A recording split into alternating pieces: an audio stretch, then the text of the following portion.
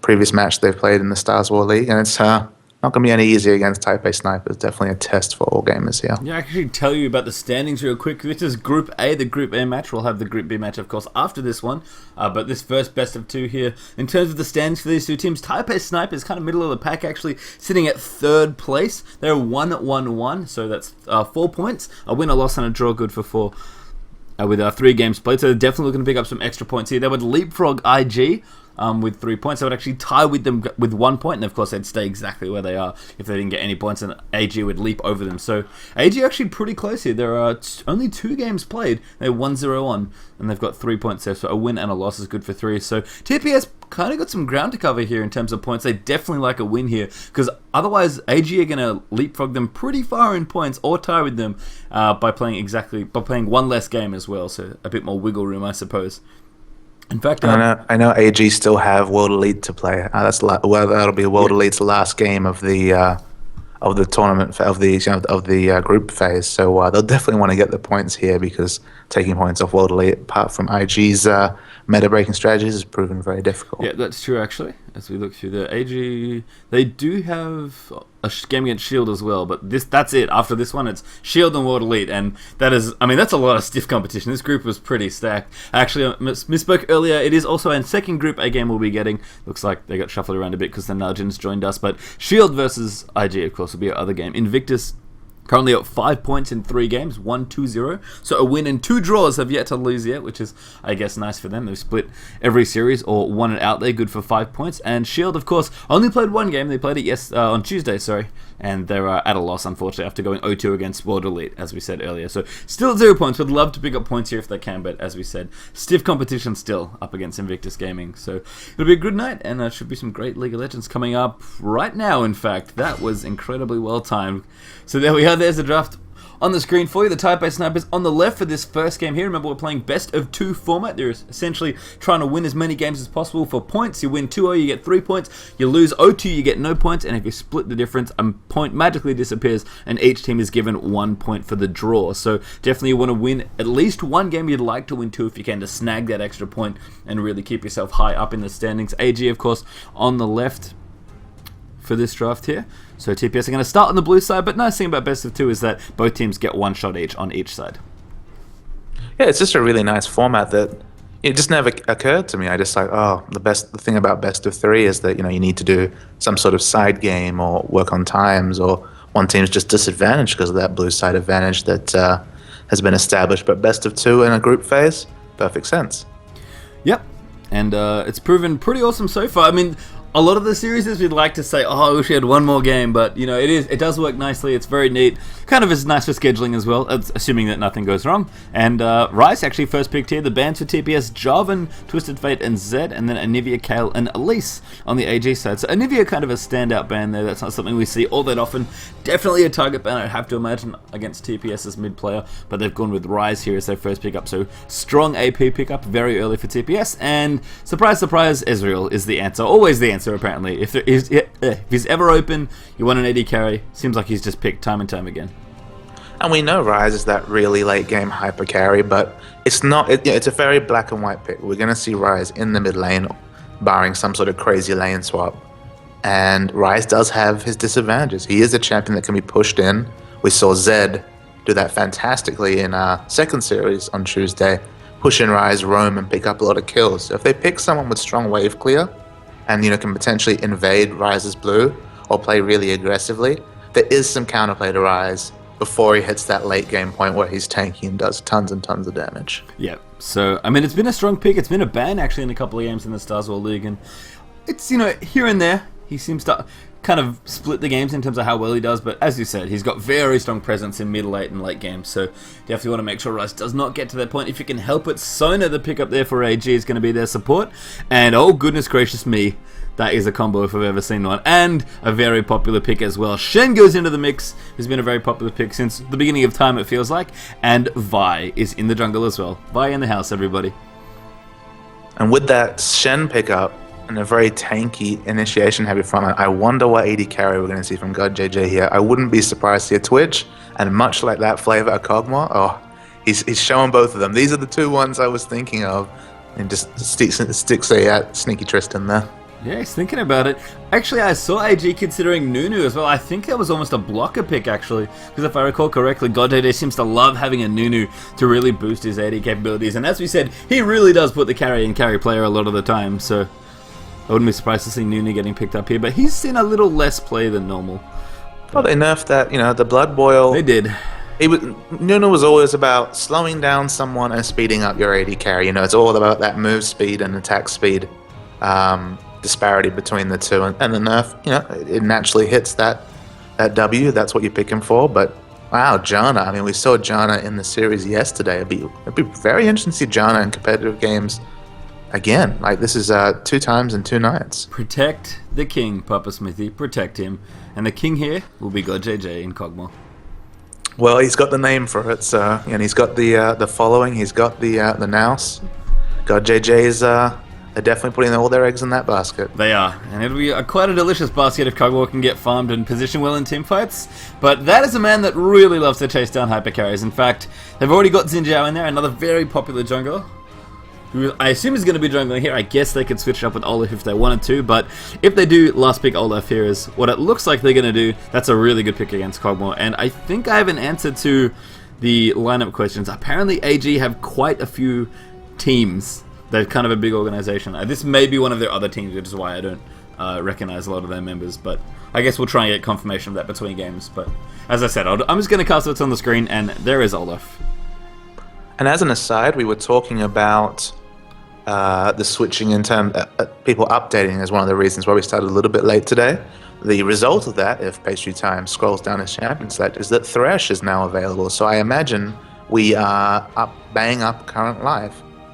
I think we might be, yeah, which would be pretty exciting. I mean, soon it'll get changed again and we'll be behind, but we have to take those small time frames, those small windows. Yes, we do. And Thresh is available, not getting any real love here at all, unfortunately. Not considered as a pick, not banned at all, just fell through the draft. Kind of sad, we haven't seen any Thresh yet, and I believe he's even available now on the LCS, if I recall correctly. So I'm waiting for the Thresh to come out, because it felt like, all these tournaments started, and Thresh was released, and nobody ever got to play him, and now that he's available, nobody loves him, and I'm very sad. But I'm sure sooner rather than later he'll probably pop up in the league, but we shall see. Vi, on the other hand, I guess, as also quite a new champion, has been seeing a ton of play since that one little bug fix. She has, and the bug fix was just really to make her. It was a whole feel thing. It didn't feel like the auto attack cancel was working as intended. They fixed that, and look, her hard initiation cannot be denied. It's it's almost a Malphite situation, but targeted and on a single target. And once she gets onto the AD carry, you really have to scramble. You really have to have your wits around you. Otherwise, she's going to do some monstrous things.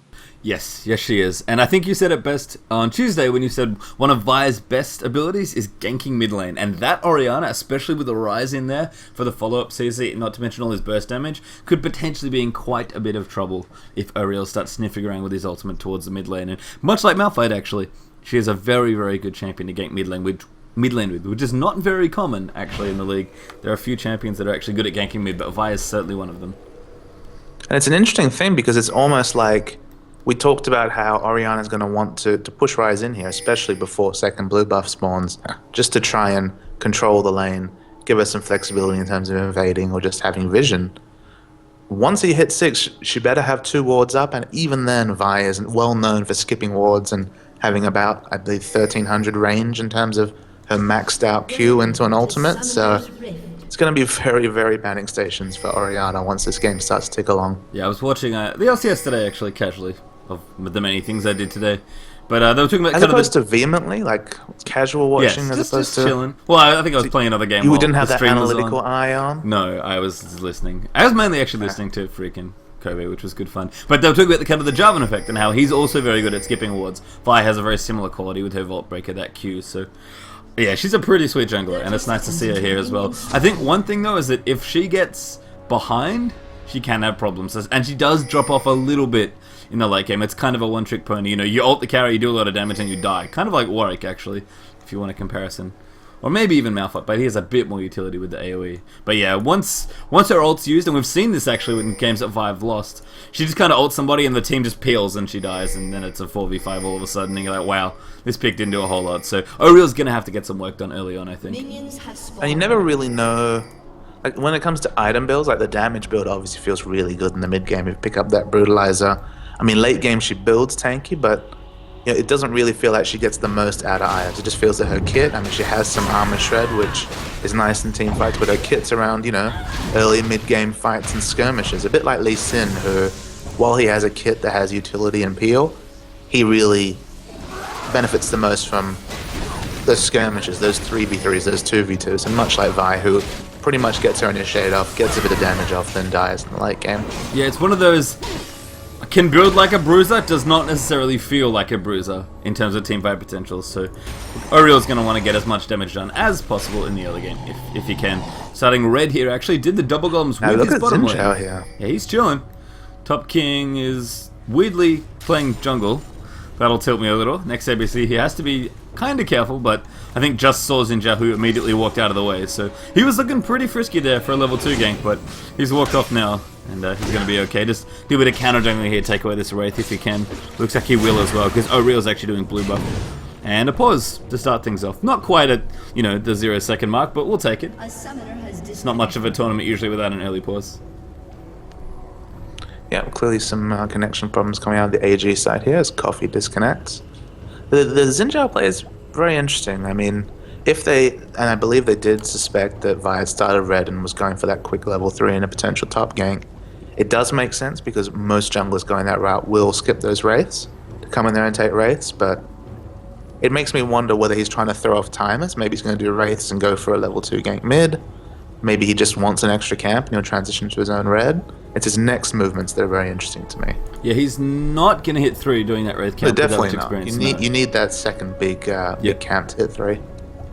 So, yeah, I don't know. I mean, the counter jungling's kind of nice. If he just suspects that Vi started red and wanted quick double buffs, then yeah, the way the 3-minute gank timing works out is that you probably would miss that camp if you wanted to make it as fast as possible, especially from this side.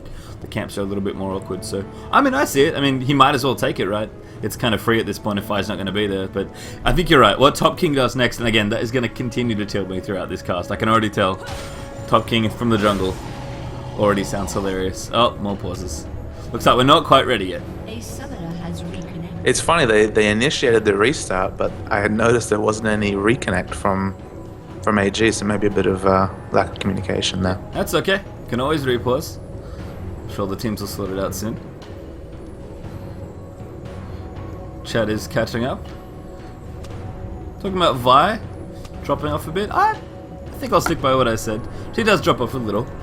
It's mainly that her team fighting ability is just not that good. She does plenty. It's the utility. It's the lack of utility Yeah. each time. It's like why we don't see. You know, they had a statistic for the champions not played at the LCS, and it's dominated by melee fighters. Here comes Oh, Vi. see the gank Emperor coming could be in trouble. Volt Breaker knocks him back. Dancing Blow is activated. Excessive Force Flash Forward there for an auto attack and ignite. Oh, that was cute. I don't know if he needed it, but that was cute from Oriel. I think he may have been just out of range, but oh man, if that Excessive Force had hit at max range, that would have been sick. But Emperor there going down to either ignite or just a very cute E there from Oriel. But that is first blood to Vi. Oh, it must have been then because she doesn't have ignite. Wow. Very well played, Oriel. Very well played. Small chance it could have been red buff pastry, but That's I think true. it was the E that hit there. I want it to be the I was E. just talking about melee DPS syndrome, in that if your kid is based around auto attack damage and you're a melee champion, late game's going to be painful for you. Yes. Yes, it is. For anybody who doesn't know, AG are from China. In fact, China on the right. I guess it's Taiwan on the left. Is what I should make sure I get right. So Taiwan versus China today. TPS on the left, AG on the right, if you are just joining us. This is the first match in a best of 2, of course. That's right, best of 2. Each game will get 1 game on either side. And they're playing for points, ladies and gentlemen. If you win more games, you get more points. That's pretty much how it works. So both teams really want to win at least 1 game. Because if you don't win any, you get 0 points. And certainly that second game is very sweet if you can get it there as well. So it's kind of nice. Like, you'd think that in a best of 2... for some reason, the games might matter less, because in a best of 3, each game... I don't know, it's kind of hard to say, but certainly each game really matters in these group stages, because, as I said, it's all points-based. So I'm just watching the bottom lane a bit here. Got JJ mistake against 11 and Coffee. You would expect that AG would be able to gain the ascendancy in terms of pushing in this lane, just because Oh, Janna. more Janna. That could be bad news. Mistake here. Taking a little bit of damage. Maybe trying to bait top king away because Vi started dragging in and amongst it all. 11 over the top. Their mistake taking a lot of damage. And top king will clean it up there. God JJ is going to be safe, but diversion effective there from Janna if that was the plan. Xin Zhao looked very close to scouting that out, but a real just solo dragon with about -4 health, it felt like, by the end of it. And Xin Zhao's like, what just happened? And 2 flashes coming out from AG there means that a potential gank target for Aurel. That's true. And Vi's going to be pretty happy with a bit of extra experience in there as well from Dragon. That's not normally a neutral meaning we talk about junglers doing in their rotations, but Aurel found a way there with a very, very cute Vault Breaker through the back. I mean, that's almost a blue side specific thing as well. But even threw down the pink ward just to make sure. Again, it just reminds me of the champion that I most think of with Vi, and that's the Demon Jester Shaker. Yes, he's very sneaky. He loves to do Dragon early as well. But that was, I don't know how calculated that was, but given how little health Aurel had at the end of it, it felt pretty planned. So that's Level 4. Level 4 indeed. With Madrids and no other items. Maybe a health potion. As mid lane, it could be problems here for next ABC. Orianna going in, throwing out the ball, but no ultimate, and a flash use there from Ryze as well, going to keep him safe. Just a Sapphire Crystal right now for next ABC. Level 6 now for Ryze as well, so finally can AoE down these waves, and he does immediately activate it. Wants to clear these out. He kind of sick of Orianna getting in a grill, pushing him in. Up top, we see the turret dart coming in, yeah? Yeah, Emperor taking quite a bit of damage. The denting blows in the back there again, and that's going to be a second kill there for Olaf. That's 2 ganks before he's hit level 6, and that's made, I think, a pretty big difference here with Vi's just incredible damage output coming into play there. I called it a turret dart, but I was actually mistaken. It was just a skirmish under, and Vi skipped over a wall, and the 2v1 too strong. Yeah, what do you think of the Olaf Shen matchup actually, in terms of maybe especially early on, like in the first 6 levels? Who do you think has an advantage in that matchup? I think Olaf has so many more choices than Shen. I mean, while Shen has that Shadow Dash to reduce physical damage in a duel, I mean, Olaf can max his true damage if he wants to harass. He can max his undertow if he wants to push Shen in, because Shen is a fiercely single target farmer and can't really deal with that. There's so many options he has that he should win the matchup whatever he wants, but look at this. Stand United up the top, Top King standing in the wrong place, and O'Real just camping like a beast. Assumes Xin Zhao would walk through there. And yeah, pick up yet another kill. So I said O'Real had to do work in the early game. He is a lot of the gold early on here for TPS. So he's doing the work. Just if he can pull the rest of the way through the mid game, then TPS are going to look real hot in this one. But, you know, I guess I gave O'Real the challenge. I threw down the gauntlet, and I think he just kicked it at me, because he is doing a lot of work on Vi here. And what a way to come back to the lane there. He was trundling along there, Zonda, saw a gank opportunity, used the ult, perfectly happy to pick up an assist on the way. Yeah, and I said in Champ Select there's a bit of a wombo combo there. It's kind of interesting to time, and we haven't seen it enough yet for me to say exactly how it works, but there is some really cool stuff you can do with Assault and Battery plus Stand United. I mean, much like you can do with any good initiation in Shen's Ultimate, but it's pretty sweet we can get going there, and that is a little wombo combo that I think came into play pretty big there in that top lane game. Aggressive invade at the same time by TPS on the AG blue, although AG were able to keep it, they are forced to smite it by Xin Zhao, so Orianna will be without blue unless they coordinate their own invade. Given that Orianna does have mana problems, she is building a chalice, so that's going to be helpful here for FoxU. But that is definitely good to take away. Ryze loves his blue buff as well, so if he can have blue and Orianna doesn't have it, even with that chalice, that's got to give next ABC an advantage in lane.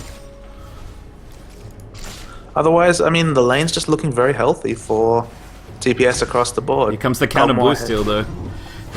Emperor, yeah, finds next ABC, throws out the undertow. O'Real, I think, finished it up. No, Vi did get it, knowing that the rest of them were coming in, and there's plenty of damage in the back of Ryze there to clean him up. So no blue there for AG. They'll trade one apiece, actually, but kind of mission accomplished down the bottom as Janna goes down here as well. Through the power of Sona and Ezreal. God JJ, he's farming reasonably well here, even with Ezreal right now, but all the pushing they were doing before must have slipped up a little, because that Janna, normally very, very slippery and hard to take down, got herself picked off there. In part, definitely due to 11's ultimate there, which you can see is currently off on cooldown.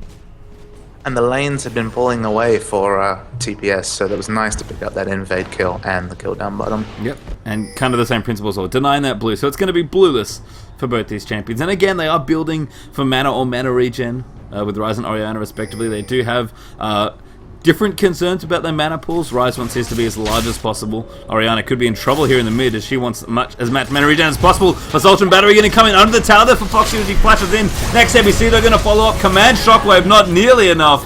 And O'Real with a 4th straight kill for himself. Going to pick up even more damage here on Vi. And that's without major damage items, really. I mean, Berserker Greaves is kind of a nice aggressive touch, but that is just all Vi-based damage pretty much. And picking up the Doran Shield and the armor just to be better at turret diving, to be honest. Yeah, Doran Shield is actually one of those items I think aggressive junglers don't buy enough of, but as you said, it's great for brawling with champions, it's great for diving, which is, you know, kind of a good gank item. And I like that O'Real, expecting to do a lot of aggression and diving with his ultimate, has gone that way there. The one thing that prevents junglers sort of from picking up is the passive only works on champion basic attacks. Yes. Ninja Tabi was changed to be all basic attacks, and Ninja Tabi became much more attractive for junglers, but Doran Shields remain the same. Yeah, I mean, if you're going to brawl... Yeah, I mean, look, it's still going to be very useful. Still O'Real. Again, Foxy taking a lot of damage. The Room Prison out in there as well. Vi still going in. Could lose here. Taking quite a bit of damage. Stand united by Shen for a little bit of shield. Next ABC, possibly not so lucky. But O'Real's going to recall in that sneaky spot behind the bush. Ryze will go down there to top king. And here comes 11. They're in a horrible Yeah, spot. Zonder is trapped between many, many people. And kind of trying to protect the killing spree, I guess. Zonder though picks up 11. Crescendo not enough. As Shadow Dash comes in. Cogmore in there as well. As God JD picks up a kill. And Coffee. Fantastic collapse by the bot lane there. Yeah, really nice movement from both bottom lanes there. And TPS just had a little edge there as they moved in. That Sunfire kept Shen with a very fast Sunfire, I might add here. At less than 11.5 minutes into the game. That was a really, really nice move in there from Zonder. And what a save as well on Vi. Yeah, I thought, I had my camera pointed so that I thought that was okay.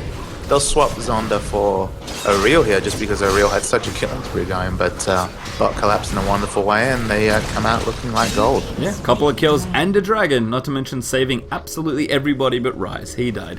Someone had to go, and it was next to who I'm sure feels pretty hard done by all that. As it is though, we return to bottom lane now as Cogmore with a red buff now actually as well out of that exchange. Although he may have had it earlier, I'm not exactly sure.